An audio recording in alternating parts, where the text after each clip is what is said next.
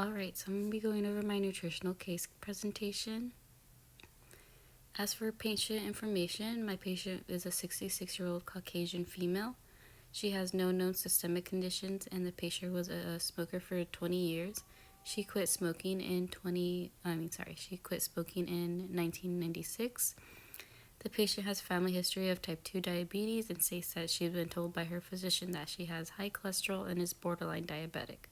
The patient does not take any medications at this time. She is lightly active. She claims that she walks her dog around her apartment complex every morning and evening. Her BMI was 30.2%, which puts her in the obese category. Special dietary conditions, her physician instructed her to try not to consume too much meat products in her diet. As for dental information, the patient is 8830 and she has significant bone loss and tooth mobility. She was a light medium calculus code, but she did have heavy supragingival calculus. The patient does not get routine cleanings because her dental insurance does not cover. And then she only brushes once a day and flosses with floss picks, usually after meal times, due to food getting stuck in between her teeth. Her oral hygiene status is poor, and the patient is high risk for caries. Patient goals: the patient knows that she is overweight and she wants to lose weight to be in a healthy category for her height and age. My anticipated goals for the patient: I want her to meet her national requirements for daily consumption of grains, protein, dairy, and fruits. I want to lower the patient's consumption of saturated fats, sugars, and sodium. And I want to help the patient lower her risk for type 2 diabetes, help her lower her cholesterol, and help the patient identify which foods are fermentable carbohydrates that could cause tooth decay. Patient's risk factors and needs for nutritional counseling. So since the patient is borderline diabetic and is at risk for developing type 2 diabetes, and due to her doctor recommending her not to eat too many meat products, she could consume a diet that's too high in carbs and saturated fats and sugars. The patient is at high risk for caries because she eats sugary foods and drinks between meal times. She does not currently have an established dental home. She had 3 or more new carious lesions in the last 36 months, and she does currently have some fractured teeth that are untreated. The patient also has heavy visible plaque and exposed roots due to a lot of bone loss and recession, and she has open contacts in between her teeth that allows for food impaction. Alright, so I'm going to be going over the patient's 3-day food diary.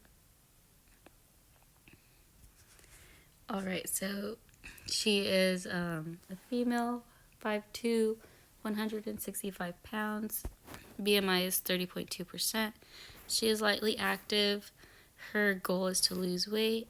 She has no food allergies, but her food preferences include she likes eating chips and ice cream, and she doesn't like seafood. She does eat fewer than 2 meals a day some of the times, and then she mostly eats alone. For day 1, for breakfast, she had fried potatoes, 1 fried egg, and 1 Polish sausage. She didn't include if she used any condiments, and she didn't include how much cooking oil she used. As for fermentable carbohydrates, she in this meal she had fried potatoes. For lunch she had Mexican chilaquiles and 1 cup of Mexican rice. She didn't include servings. The fermentable carbohydrate in this meal was Mexican rice. For snack, she went to the movie, so she had movie theater popcorn, a hot dog, and a 16-ounce Sprite. The Sprite would also be highlighted because that is cardiogenic. For dinner, she had want boil, potato salad, chicken breast, beans, and rice. Physical activity, she walked her dog, breakfast, she only had a cup of coffee. She didn't include like how much milk she used in her coffee. As for a snack, she had Chick-fil-A waffle potato chips. Lunch, vegetable soup, applesauce. Dinner, Chick-fil-A chicken sandwich, and leftover one boiled potato salad. Dessert, vanilla pudding. Then on her last day, she also had a cup of instant coffee, 2% milk.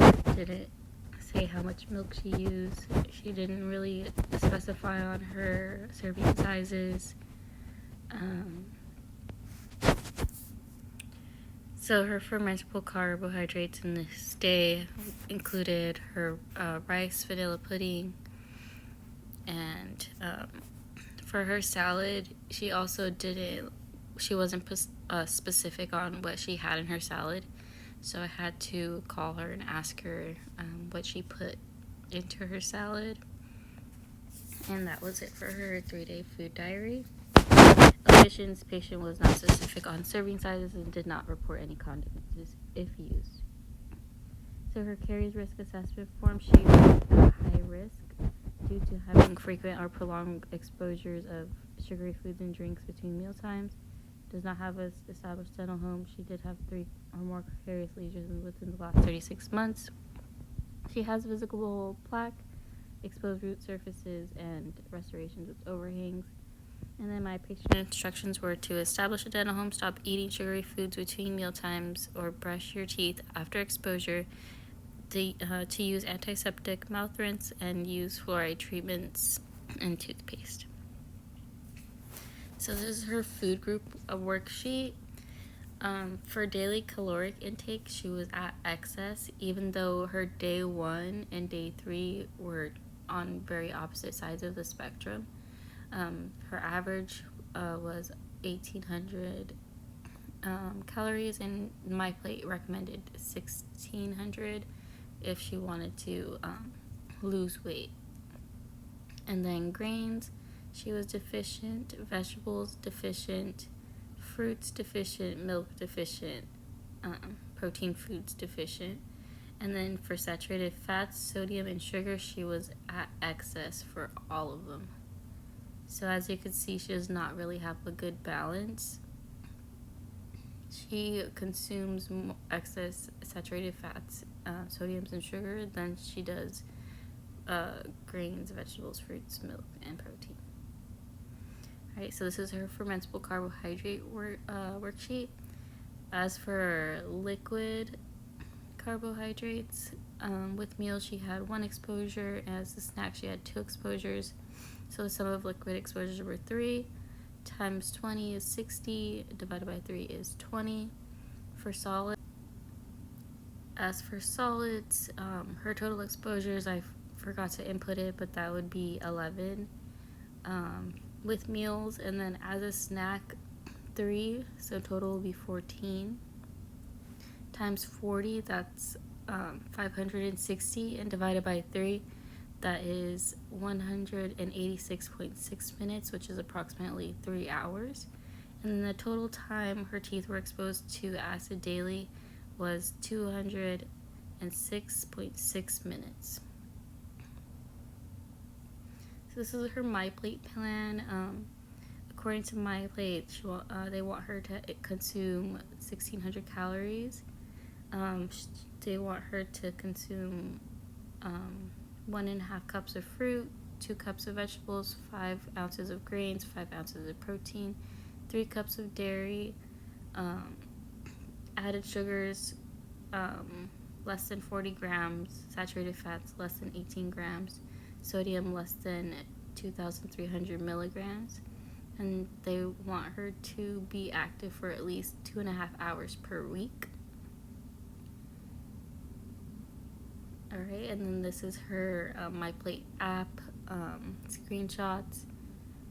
As you can see, the calories she had for each day, and then the little pie chart of how much of the foods were carbs, how much were fat, how much were proteins. You can see she has very little protein intake compared to carbs and fats.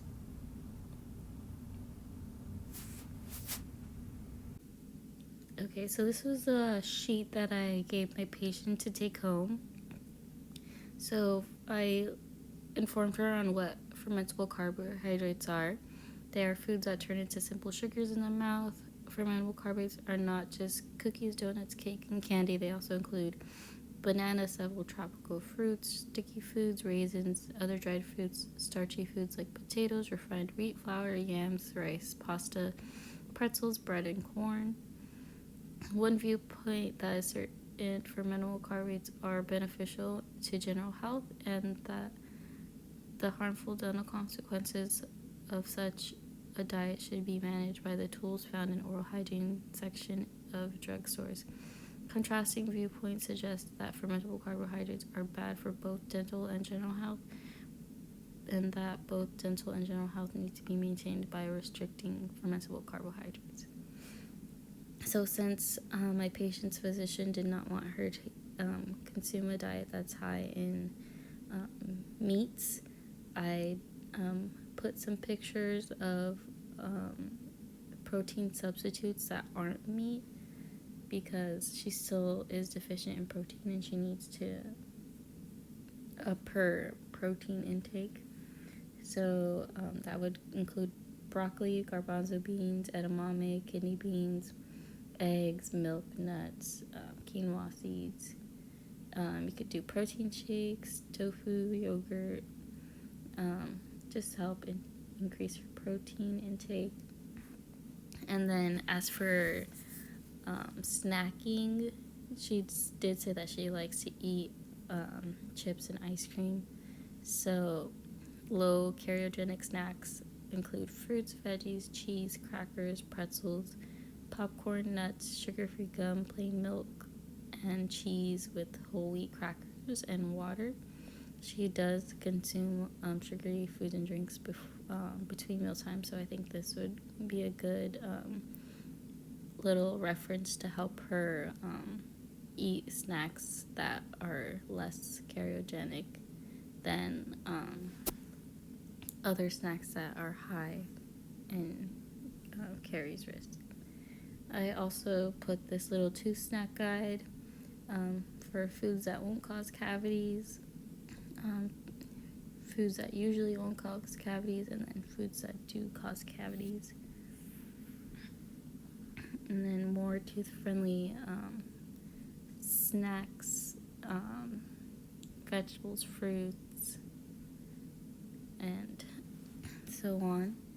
I also gave her a copy of her My Plate plan just to give her an idea of how much of each category she should be consuming, and that was it for my patient.